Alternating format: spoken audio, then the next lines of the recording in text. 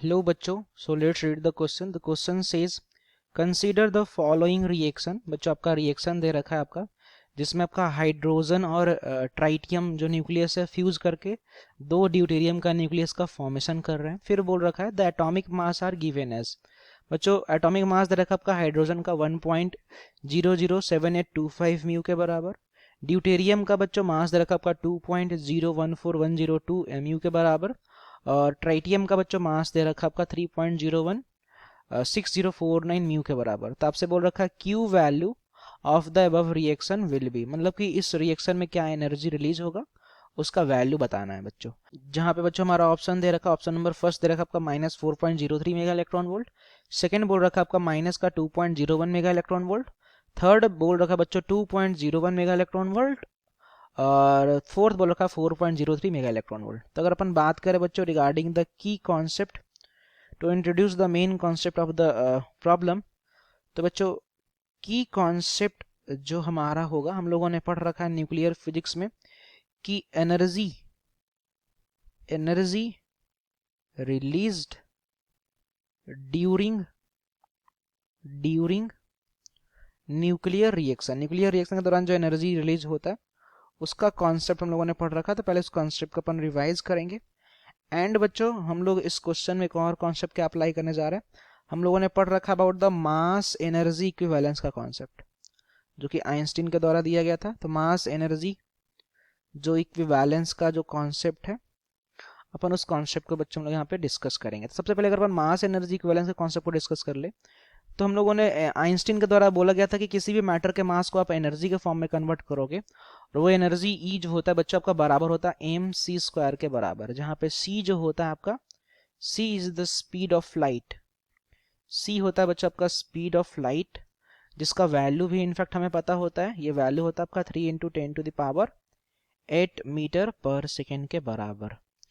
अब और हमने इसमें क्या पढ़ रखा है मास एनर्जी इक्विवेलेंस में कि अगर आप 1 AMU मास को if you convert into the form of energy, तो जो यहाँ से एनर्जी निकलता है आपका होता है 931.5 मेगा इलेक्ट्रॉन वोल्ट के बराबर. ये हम लोगों ने सारा कॉन्सेप्ट यहाँ पे लर्न कर रखा है ना.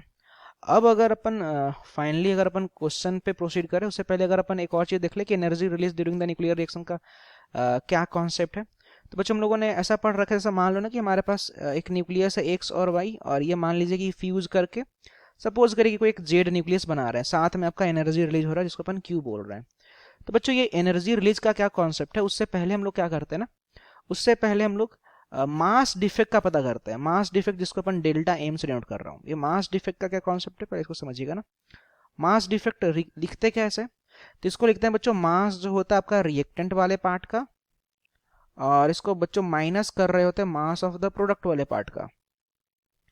अब ध्यान दीजिएगा जो भी मास का जो अंतर आता है वही मास का अंतर हम लोगों ने देखा ना एनर्जी मास एनर्जी इक्विवेलेंस में कि मास को आप एनर्जी के फॉर्म में कन्वर्ट कर सकते हो. तो जो भी रिएक्टेंट और प्रोडक्ट के में जो मास का अंतर आता है, तो आप बोलोगे ना कि बाकी का मास गया कहाँ, तो हम बोलते हैं कि बाकी का मास आपका एनर्जी के फॉर्म में बच्चों वहां पे क्या हुआ, रिलीज हुआ. क्योंकि वी कैन कन्वर्ट किसी भी मैटर के मास को in the form of energy by the mass energy equivalence, जो कि आपका आइंस्टीन के द्वारा दिया गया था.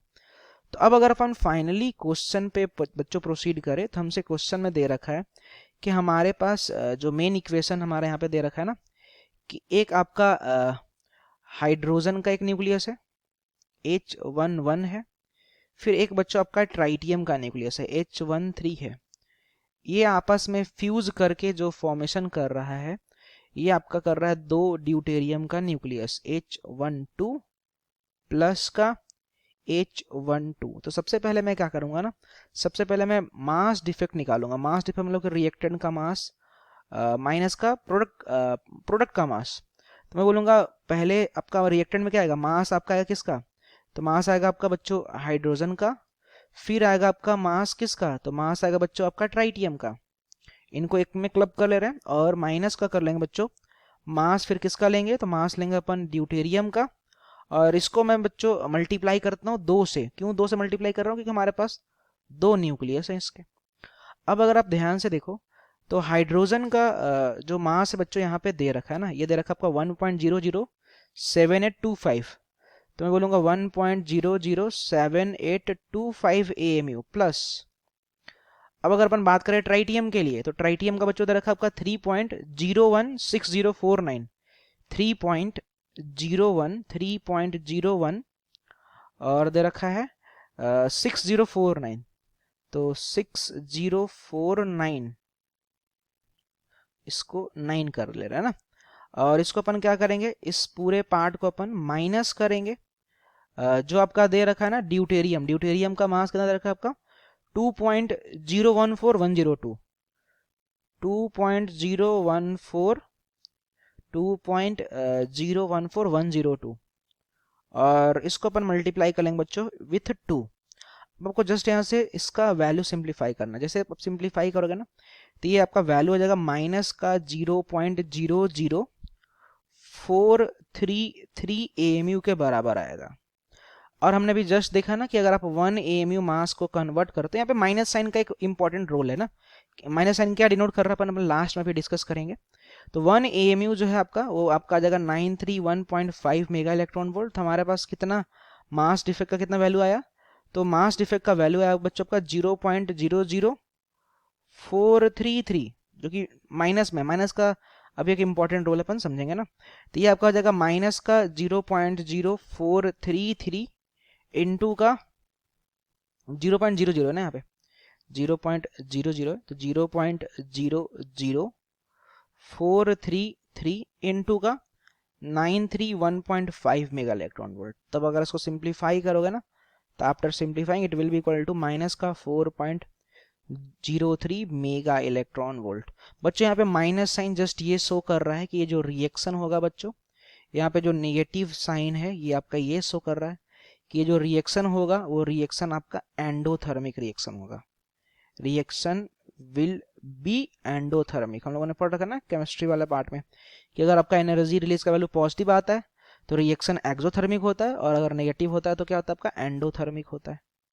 ठीक है, तो ये आपका रिप्रेजेंट करता है रिएक्शन विल बी एंडोथर्मिक। अब अगर अपन फाइनली ऑप्शन पे देखें तो ऑप्शन वाइज आपका जो फर्स्ट नंबर का जो ऑप्शन है बच्चों, this one is the correct, so this one is the final answer. Hope you understood it well, best of luck.